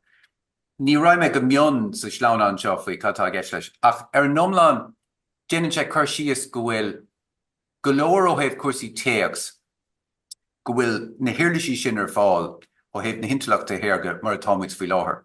Tá lu ón an sin ChatGPT, tá ceann eile atá núsáid go mion minic a gcuine Claude ag Anthropic bhfuil ancormach ar cuasaí in Gaeilge agus tána na hiirlaisí seo forbra hena féin. So cílíonn sé sin go muid ag tús is tócha an ré nua seo. Sin rud atá a teastáil uinge ná go mbeidh inán dul go fada le rud éigean dá meach do fón a do lábhagat mar seo. Go bhfuil fá leabharte do fón I do ráchaúna agus go dúir sé freigra ort in Gaeilge. Inis an gnéas suntasaí faoin technoliacht nó faoin nua heicnoliacht seo is go bhfuil an gné crothaíochán nó generative mar a thugann si there.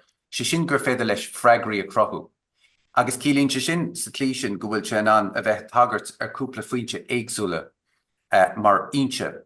So chuige sin tá muide I dtíorú isteach a seo go deireadh fiche sé ar an commas sin a bheith ag an Gaeilge agus tásúil goin go mbeidh sé cheann na céad teangacha, mion teangacha san Eorp go mbeidh an Comhairle agus gur féidling an tóla sin a roinnt go hidirnáisiúnta. Go sonrach an rud atá gceiste agus mar ecinn sibh an sin, deireadh na bliana seo, tá mé tar éis dul amach ag an marga, agus ará leis an marga, tá muid ag iarraidh an uirlis seo a orbert fa dhearr fiche sé. Cata ann faoi láthair. So tá muid a chur ceistir an marga, chur ceistir cólatí atá a trabhas a ghirt seo, uide seo in dianta, bhfuil cuide in dianta. Agus idir seo agus an nolig, beag sreach cruinnithe, be muid a fáil eisiolalas ó na cólachtaí sin. Ag iarraidh an amach céirdigh na bearnaí atá le líana. Agus fáca sé sin ag deir na bliana seo, I dro hús na bliana seo chuin, go mbeidh an tairiscint a chur amach, agus tá muid gobar lenar Gaeltachta, Roinn na Gaeltachta agus an Roinn Caiteachais Phoiblí agus Athchóirithe. Ag iarraidh an múla seo chur anáid, agus nuair a bheith an uirlis forbartha going, go mbeidh sé sin a freastal ag leibhéal an stáit. Sé sin le rá nach gá de gach áisiúnta stáit nó gach roinn stáit dal amach agus ceann dá go téine áil. Beidh gach duine in an uirlis a bheith forbartha going a úsáid. Idir seo agus deir na bliana, as báilm bhór náir a haintar seo, tá trí rudair le a bheith ar bonna going. So, a tasnú ar bon, be muid a fechante ar mapáil sonraí, agus hagar ón de cuitas na hachfaní teanga atá faoi láthair. Be muid a déanana obair heicniúil orthú siúd le fáil amach cadtá an má tá sríanta ar cuitas na hachfaní sin, meisiad úsáid a dúing agus muid a dul chun cín leis an obair seo. Be muid a chur choras cóbheas a náid. So sé sin le rá gur féidling mar luamar tá ChatGPT an, tá Claude ó Anthropic, tá Llama ó Meta, tá na mór chólachtaí technoliacht ar fad a forbert na nuirlisí seo. Go mbeidh an iad a chur a gomprad lena chéile agus rá, tá an ceann seo níos fearr ó thaobh úsáid na Gaeilge, nó tá feabhsa teachtar an ceann seo, agus é sin a dhéanamh ar bhain leanúnach. So beag súlaing é sin a bheith déanta I dro dhearna bliana chomá. Agus an céad ceann eile agus is dócha do chórá an léonmh, seo héon ceannas táchtaí, an Phoiblí na tograí. So be muid de leirt libse mar chomhlacathe atá sa Seirbhís Phoiblí, agus a chur ceistarmh an féidling cabhrú libse, bhfuil dúchláán a gcuibse go bheice sibh go méid an intleacht théarga an cabhrú lib. Bhfuil rudair le go bhfuil sibh a bont leis. Rinne pádaí chuir síos annach chuimse gur sin ar an obair atá siúla an Oifig an Comhairle Teanga, go mbeadh muideann an cabhrú le cuid den obair sin ag úsáid an uirlis seo. Nuair bheith sé forbara agus fiúidir a dáling. So cuige sin tá muid a feicintear is dócha an timbrial seo. So mar a luame tá cuidas na hiirlisí seo in áit hena féin. Ag leibhéalacha éagsúla gur féidir méid áirithe dhéanamh. But is féidir ó golóirí dhéanamh nar a bhíonn déanta bliana hin. Tá muid a feicintear cuasaí cuasaí a chorban ar watha leis a bobbal a chomasú. So pobal na Seirbhíse Phoiblí. Go mbeidh a díriú isteach ar chuasaí dóibh siúd bhfuil cúlra technúlacha go bhfuil dís gailgeálam, nó na daine bhfuil gailgeá go bhfuil dís álam conas cuidas na hiirlisí seo a úsáid. Agus bheith daanaan sin rá, well, ní léon, céim dochtúireachta a gomsa ó thaobh meisí nálam nó éon rud mar sin sa nua heicnoliacht. Má cuiníonn tú mar seothe, is tócha tá go leor going tris a bheith ag úsáid rudaí an nós Word agus Microsoft Excel agus ruid an tuairt sin le déimlíon nuas. Tá daoine háirithe atá in an gaci le gnéad na bogairí sin na úsáid. Tá daoine eile atá in an iad oscailt agus mar sin de. Agus is onan an scéal leis na hiirlisí sin agus leis an uirlis nua AI seo. Mar sin rud a bheith gceist is go mbeadh an é úsáid ag golóir leibhéalacha éagsúla. Sin rud is mú go bhfuil muid asú leis nach chuir sé fanic ar aondaine, nach chuir sé agla ar aondaine, agus go bhfuil na hiirlisí seo inúsáidte, agus gur féidir san obair seo go bhfuil míos cumasú dhéanamh ar dhaoine ó thaobh cuasaí teanga ó thaobh na Gaeilge ach ó thaobh úsáid na hiirlisí seo chumá chéanna. Mar a luam níos dúthe, más féidling é sin a bhaint amach agus bhfuil golóir daoine in an é úsáid, agus de réir mar a bhíonn sé an úsáid, be muid a fálam tuile faoi cad is féidir agus cad nach féidir a ghéanamh. Be muid an inniúlaach sin a roinnt le daoine eile go hidirnáisiúnta. Rud mar a luame a chrothú deisne, darguid clíon cólachtaí mar Údarás na Gaeltachta. Rud chomála sin a bheith anatháchtach le bheith cinnte náfuil cuidard líon cólachtaí atá feimú hena féin in airnáil an astraán chur agás. In I bonk nó faoi bhrú nuair a thuigh na hiirlisí seo chun chin, mar beag tioncraigh na hiirlisí seo ar golóir den na hairnálacha ina bhfuil mit a feimú faoi láthair. Tá mí dá dhéanamh seo ar bhain féin mhuoinethe nó tá sé gceiste goin go méid an deach seo a bheith chur bonna going nó an cólacht bunathe ar bhain sanú leis an obair seo dhéanamh. Tí sin le rá go mbeadh na háisiúntaachtaí eile stáit nó na ranna eile stáit nó na Údarás áitiúla nó Péadrám in an tála íoc le na seirbhíse seo úsáid, agus go mbeadh in an na seirbhíse sin na chur ar fáil dá réir, go mbeadh sé féin mhuoinethe ar bhain leanúnach. Agus ar reis a rís go mbeadh sé sin san áir, marall go bhfuil an cólas féin mhuoinethe go mbeadh sin an Seirbhísí nua agus iirlisí nua Arbert de réir chéile. So sé sin rá nach méid an rudse a dhéanamh going 1 uair amháin agus den go mbeadh ar an teachtar eise gan 5 blianas rá, níte seo gobar comidé úsá dús go mbeadh gur obair leanúnach bheith an ó heh commasú fórne agus ó heh Forbert na mog areas mar sin de. Conas na bróg sé seo nuair a bheith sé in áit. Well, tá súla going I dro hús na bliana seo chuin nuair bheith mar tá ráit an sinna gom servicing the public service go mbeadh géirí bheith freastal ar an Seirbhís Phoiblí. Ibar a héan go mbeadh chur Seirbhís cóirlach ar fáil. Si sin aon den na goibh sé hagan cofadaling go mbeadh an cóirlach ar agus rá. Deit sé bheith seo úsáid, deit sé bheith siúda úsáid. Sin ibar a héan. Ibar a dó go mbeadh ag obair le Roinn na Gaeltachta, leis an OGCIO agus le depender fecant ar an deicnoliacht I lár slí agus OGCIO chur agás go bhfuil anchor amach go siúd ar an déobh technúil go bhfuil siad sanna cinnte go bhfuil an uirle seo a freastalaring.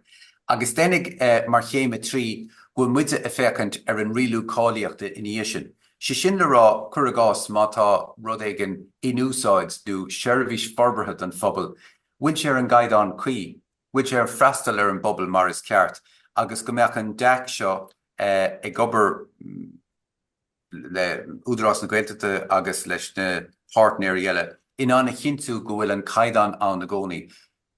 Cintóg sé sin go bhfuil an pobal sásta leis an gaiidán atá teachtamachchas, go bhfuil chur agás an Comhairle Teanga sásta leis a gaiidán, ach chomála sin go dúir sé suaimhnas internet de golóirdas na ranna stáit na Údarás áitiúlagus mar sin de, go bhfuil si bheith fáil rud éigean atá indianta atá inaimethe agus nach méid a crochú deachreachtaí má tá sé á thaircint an phobal. So go bhfuil an rialú cáiliachta sin ar bonna. Sin é, mar is tócha mar achhuimre ar an rud atá ar bonna going faoi láthair. Tá súla going go mbeadh clostáil uibh, tá tuile ólas faoin méid atá súla going ag an si bidalinn sin údarás.ie /AI nu má cheolann tú riamhfos cuing ag ólas ag údarás.ie nu mar atá ráite ag saibhann sin má hagan éon cheiste níos mar thora ar an bléisio beimid brasásta bheith cabhrú libh más fédling in éair agus freigar a chuirtear sin. So chaibh gur míle mágad agus fáca méid sinne agus beime ar fáil má tá aon ceiste níag. Gur míle mágad amás fi sin tharbheith simú. So cuasaí ama isleán a bhain fear beit gramid beg an ro ó bhí nach chohíh líon na gaiintirí achta mai cepa ggóil fiúntas le sin pí a caiinte tá dinta ag gachtain na hána hain agus an pí a caiinte bhaith le duine ag cólaí an fián i Comhairle Caerdydd chumá ó híh an taithí atá acham sin sa ratan bheag go háirí ó híh churbhain na Caidán Teanga agus tá an gur tháinig ceist ar báil an sin bhí cén órbhaid na Caidán Teanga agus an plan gníomhiochta le fáiltiú agus ba de breanúir sin go luas an abhlíonn ba próséis cóirlachan le fógurt so rachar daganlí hifiúil faoi sin ach chur má fáilta is ra fián le an ólasúirt sí faoin ratabhganis. Gur míle mágad. Thanks very much. Pnawn da, Feisgyrma. Good afternoon. My name is Fionn Griffith is an I'm a Mechanici Caerdydd Dhátheangach. While I'm deis so Hogan buchas a bháile was an agus Roinn Caiteachais ólas méallar Teangacha na Breataine sé. A Roinn le so min rud is tochtaí go féidir le méanamh ná.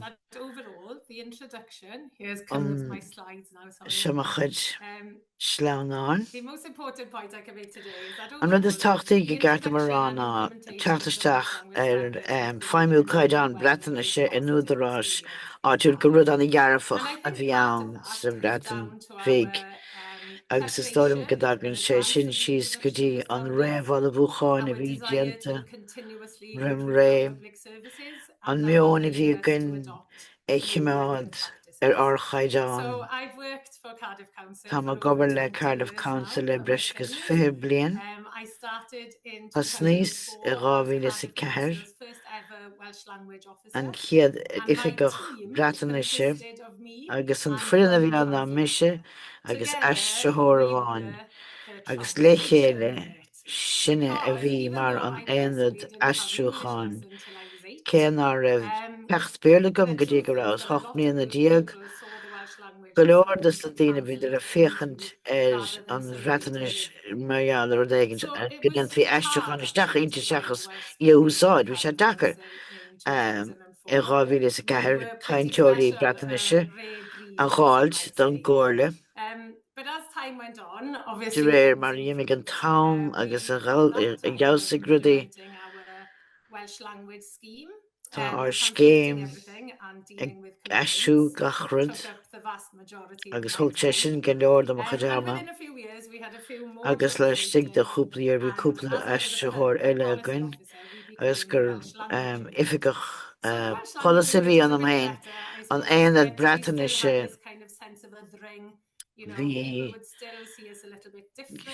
díoch daoine ar an go raibh mar beáiníonn difriúil agus fiocht na locht na breataise a déanamh rud é mar sin. Ach ghlachan Welsh Assembly leis sin a 2011 sé difriúil le éireann sé seo stádas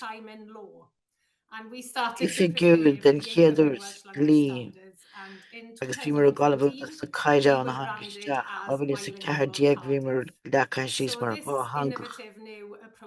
Seo an dulchan cí nuálaíoch bhís na barriers idir chur láthanglasach chun cín agus anna bhórtasach as an dá lean teanga. An tún chur a bhíige chomána go raibh sé níos inghlacha is dócha go raibh asna bhéigean an riimi sin.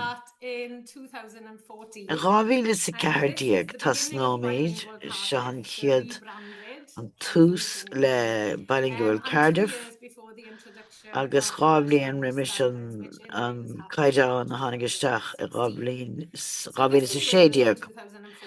Seo an bhreatain bheag go léirú na cainteoirí breataise agus an dlús goram sin an méid is smó daoine a láran an teanga I gcuid de thuaisceart na breataise son ceadchadán is smó an aice le cósta agus sin crí cainte na breataise agus sin an áit atá chó níos cóngraíon an rud eile dá éireann fé mar a cén tú ceapadtá is an dheisceart agus bhí sé tuiscin tionsclú a bhí táirlathe in sna ceantracha difriúil a bhíon lead an daoine beidir. Cé bhfuil ceadchadán mór agan cainteoirí breataise.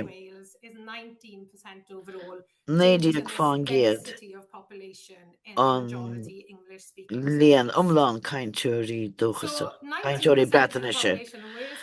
In 2014 timpil 11 fáin géad 11.1 fáin géad a Cardiff.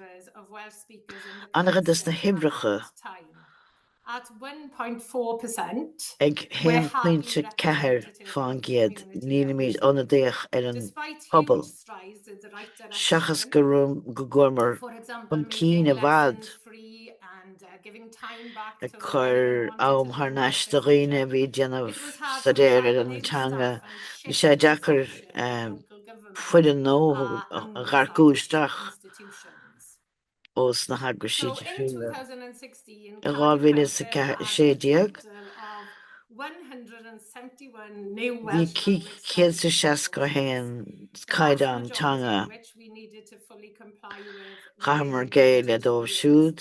And these were standards in relation to Sé san na service Caidán delivery, maidir le Seachadadh policy Seirbhís operational déanamh standards, policy, promotion and Corchan recruitment cían agus standards. spoilsciú. They pretty much covered everything the previous Chúlaidir Welsh language scheme did and more besides. Chúlaidir mór And an. just one of those standards, Ach ceantas na rudaí an na Caidán sin. Standard 145, nó asked us to Caidán a prepare héan a ceathair 5-year cúig strategy sin to promote cúig and facilitate stratéis the use cúig of Welsh níanach in our chun area caiintmíannar and a included líon úsáid na targets Breataine to sin increase san the number and counter sin percentage of Welsh go speakers go over gur the fi next 5-year leis an period. méid Then caiinteoirí leis de chuig review mbliana and repeat, and this was a agus gnéan fi review and repeater sin requirement for local abhre hanú authorities agus dulchan in cín Wales at the time. sa Breataine So in order to beag set the target, we worked out how many Welsh speakers Cardiff bhí mar would need to déanamh produce cé in méid order for us to play our caiinteoir a part chaham in the a Welsh gháilt ó government's vision Cardiff of 1 million Welsh speakers by aber go meach 2050, spruch as de outlined milliún in the caiinteoir National a fé Strategy Cymraeg 2050.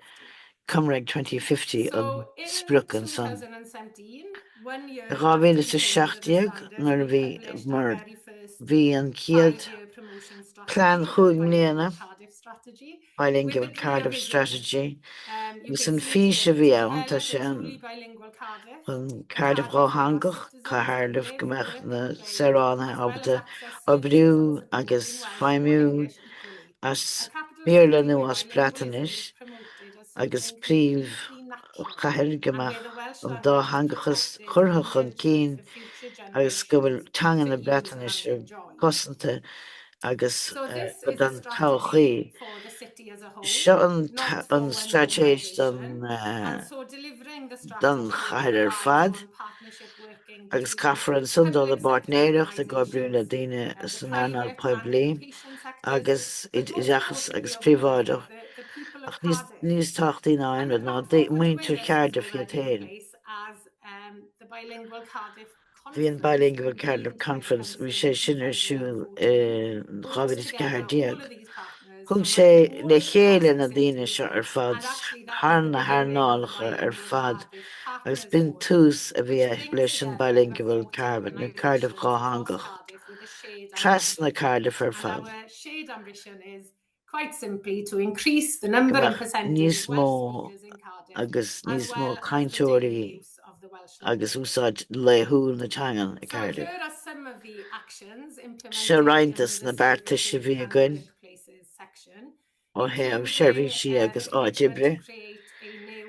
in-house dedicated Welsh language tutor post in Gomach order to tutor increase post the down number and chun percentage of Welsh speakers chur in the leis an workforce. líon cainteoirí. Actually, James, who was our Agus first Welsh James a language bhí an tutor, is chiad on the phone tutor a today. bháin a bheith gcuintá sé So ar he'll an be able to buchanú. answer any Leis questions se that you ábhar may é have ceist at the natá go end. méala sin ar agart. But in order to facilitate this Ach. and to ensure that the council better represented the community we serve, the council's internal use of Welsh policy, Úsáid Bilingual in Cardiff, bheanach Bilingual Bilingual Council, Cardiff was Bilingual approved by Council Cabinet in ghlacadh leis sin a 2017 ghábhíle with sa a view to 16 change perceptions. gomach So an our vision rairc is to a become a bhaineann leis an bilingual teanga organisation. aiste An gur ag an organisation Ráthangach that would agus value and agriocht a bheith support chábhailta the luach agus exceptional tacaíocht a staff, thuairt the projecting a teanga na bilingual Breataine sé. ethos where both languages are used, Am an and dáthanga where staff feel úsáid. supported to use As English gomrahan language buil skills. fórna go bhfuil tacaíocht So ar through fáidir. our bilingual Cardiff strategy, we Siad were an on the bilingual journey to Cardiff becoming a strategy, truly bilingual tá méid capital a fáit city. níos And as an Ráthanglaí, organisation, we wanted agus to mar agriocht, lead by example has to and gwen encourage the use of Welsh internally and to increase opportunities méadú to iad see, hear and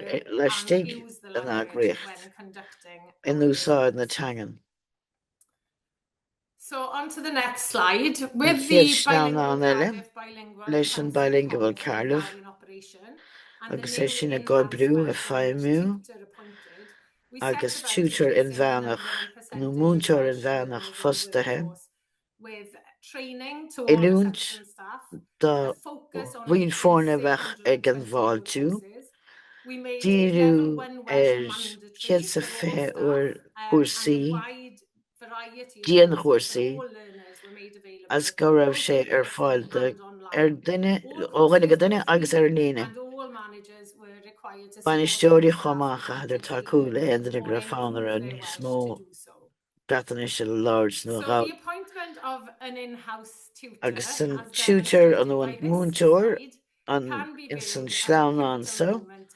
Ba rud mór é sin ó hebh dul chun cín na breataise leistigh agus Seirbhíse Teanga. Nar go bhí an múnteoir leistigh den agriocht se bhd níos posta doine. Rachtain bheitthe có na cuasaí as gomach buil fórne gomach freistal déanta buil fórne.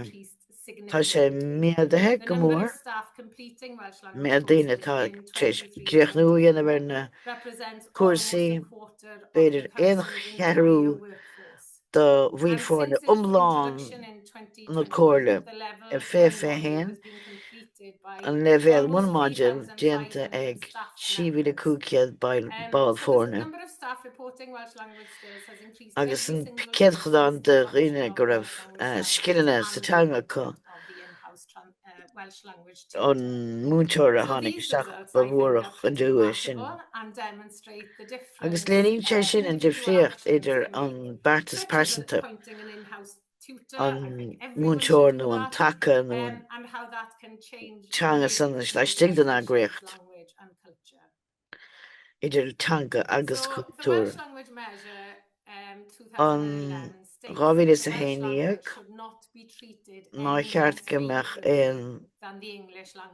gomenní sé chóchéim agus an bilingual Cardiff strategy gomach anana sa dúin Dhátheangach.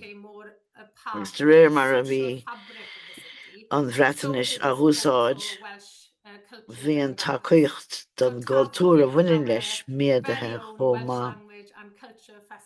So tá féile le goin an sa ag Cardiff a thosnaigh Gárchlós i 2006 bhí sé agrathe ag Comhairle Caerdydd agus an pictiúr atá an sa ná go raibh beidir 1,000 duine a freastal agus tacaíocht ón gcomhairle ceandas na féilte is mó sa teanga leistigh de déimlíana.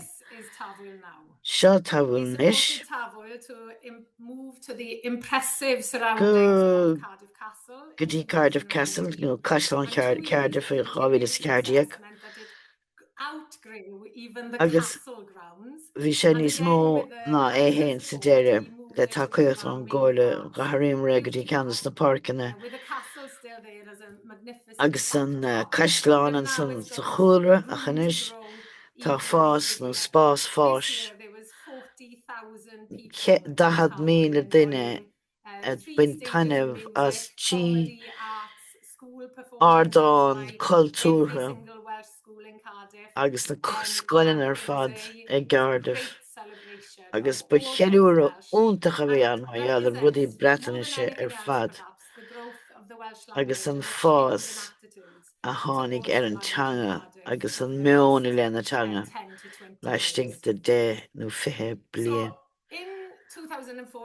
I 2014 leis an Welsh Language Act bhí cuma reáchtáil ó hebh comhairle agus le héad reáchtáil béarla agus breatanis. Bhí béarla ar dúis ach nar tháinig an caighdeán isteach bhí sé níos feiceálaí ina dhéag san so dinimiid iarracht stádas le teangan sa chathair a gheabhsú agus airnálacha príomháideacha miadúí ina bhfuil an líon teangan a bhí úsáide cos a breatanis cóthíocht ar sipaí agus policy nó maidir le ainm nach sráide agus ghlach an cabinet lei sin nó an rialtas lei sin agus ná go mar deis úntachan sa an stádas a gheabhsú don breatanis ceandas na forbartí is mó tííochta le 7,000 tí nó chéile bhunscoil níos mó agus meanscoil bháin chomá. And as a result of the street naming policy, Téis ainmne go chuir na sráideanna, Plaster Development, will have Welsh only names. tá ainmnecha as Bratainish a bháin, agus stair na háitna, agus chomáile sin na sráideanna nó, go dtí go mbeidh sé chomh leis an méarla. So beidh ainm Bratainiche ag gach sráid. Agus an éagsan. An túnchrid agus seo go bhfuil níos mó tógáil á dhéanamh ag ghlacha le ainmnecha Bratainiche.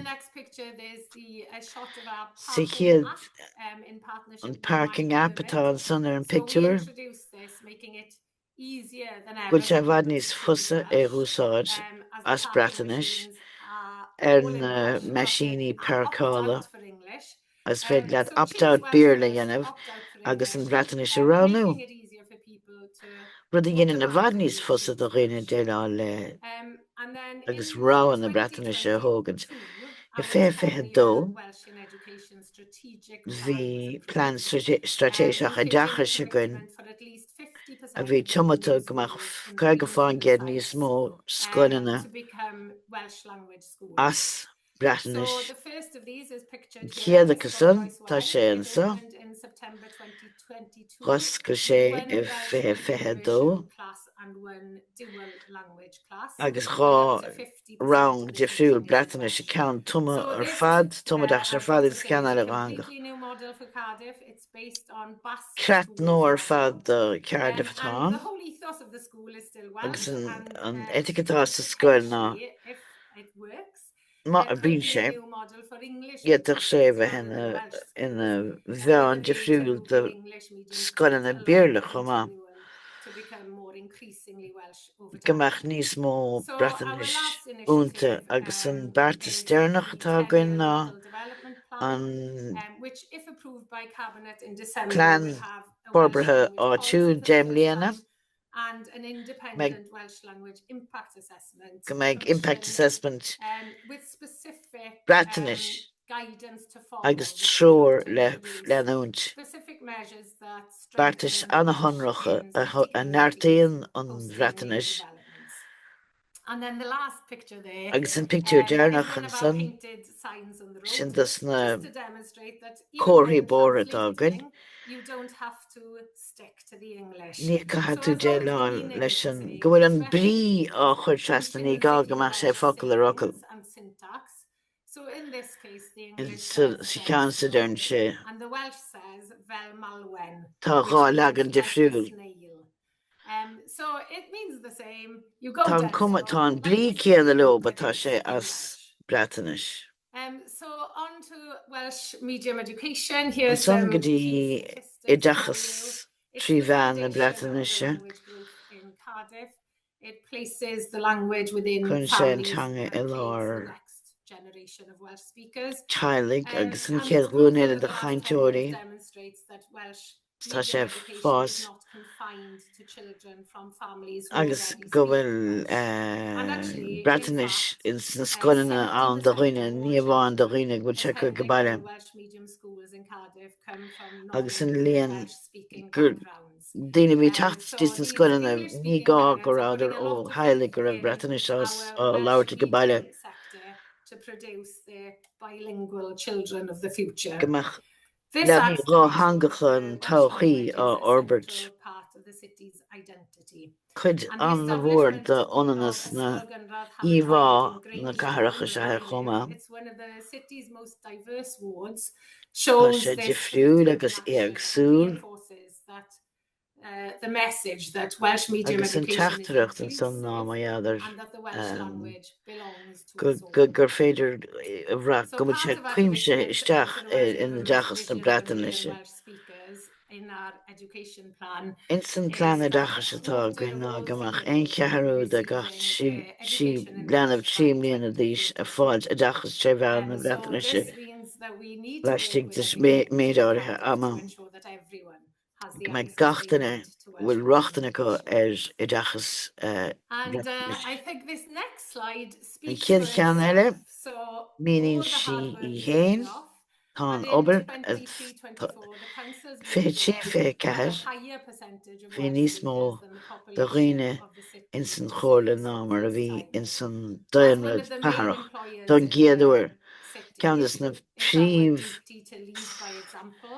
fostóirí And I'm sa chathair. terribly proud to live in Cardiff. Táim The an a capital bhórtas city nach that I can now reachtain honestly Cardiff say a rá reflects the whole of go Wales. bhfuil And just to finish, umláán a here are some breataine Irish an friends sunán. with Aelod in Welsh, enjoying Tafwyl Festival Daoine with us bhain this year. tainmh as And an these are from Dublin City Council, ó which is chomhairle where I Caerdydd grew up clia, and why I'm here speaking to you today. agus sin an taobh go And caint so go bhfuis, finally, just to finish, hot off agus the ar press, deire on hot June off the 3rd, press, Tafwyl this year tá tabhail will be mbliana held chun on the 14th and ar an 15th ceathrúdíag of agus an June, cúdláidíag and de bhí you're meitheamh, all invited. agus tá So cuine diolch yn goibh fawr, ar Bob fad, Magwyd, diolch yn fawr. thank you, Thank you and I'd be so happy to much, answer and any questions. happy to man hásta ceistena ar agart. Fionn, thank you very much for that. Very interesting. Bringing us through that, and it's great to see the work that's being done there over there. Gwyl maad Hopefully Fionn a as lot of an the chaint stuff we might be able an to sim copy sin here. go leor sin So it's great to béidir have man these, hain an a chópáil you know, agus types of discussions and Brooklyn was hain. show what can be done, I suppose, John with das various measures eáil ceannar a is measures féidirí in ana place. chuirtar bartáí So de bhaim. apologies everyone, we've gone Leis a gael bit over chalóna time, tuid but bailí I think most of the ach speakers have stayed on. ceapan goil not flór all, na gaiintearí so Mata nó iad de lug. Mata Shivagira, either her Shasa, find Cora and Chin into the chat box. We'd be more than welcome. I know there was one came in Tas an grach. Chuid an Teanga agus plan go dtí beochtach Mata Cheann eile. With second Eve.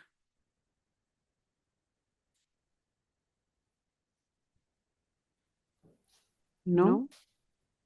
And with our job is there, we did a great job apparently. No questions, everyone's clear on what's happening and what's going to happen. Okay, on the one finish. I'm not going to RT bell is do mar van goigus and can dit a beidir podi modula RT on our all fógrachta. No, ní ghlaachtar. Chuige báin géad nó lena chuis ábhar an chanéil a bheith as gailge le go ghlachfar le mar bheán gailge. Agus an tasachar atá gceist ná ábhar agrarthireachta, editorial content, agus sin an slátóis atá leacamach go dain sa reachtaíocht a hain in de a dó bí. So no, ní cháilíonn RT hain ná dó mar bheán gailge. Okay, yeah, Comhairle Caerdydd, Roinn muid na sunraí tágála linn goléir agus muid do tríd na chur láthair agus tá geisteagan na sláán agus mar sin de áilsiú ar híomh na rinne chumach so ba muid an fógra churmach agah faoi sin in anrá tású an goúa an tatan seo. Agus míle buchas lena caiintearí goléir ar ríis pódio linnar dó Oifig Comhairle Teanga ón Údarás ó mar rin hain. Tá so Sheachtain Údarás na Gaeltachta agus Fionn ó Comhairle Caerdydd. Gur míle magaí a Sachbelin ar maidin. Thanks very much. Don, gur mágad. Gur mágad, Slán gachtainna, Slán.